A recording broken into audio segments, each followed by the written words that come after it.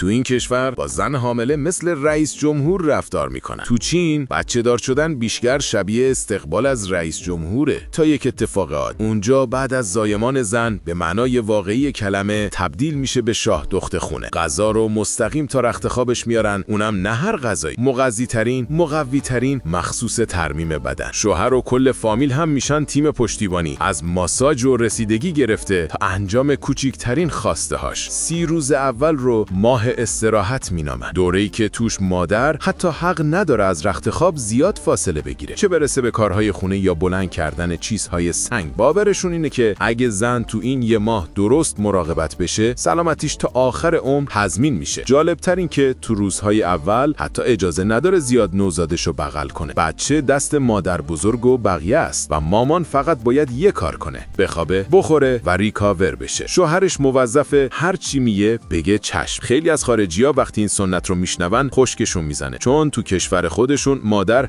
از همون دقیقه اول همه چی رو به دوش میکشه. کدوم روش واقعا درسته؟ رسیدگی کامل به مادر یا رها کردنش وسط میدان مادری از روز اول؟ پیکو دراگون رو دنبال کن تا هر روز به اطلاعاتت اضافه بشه.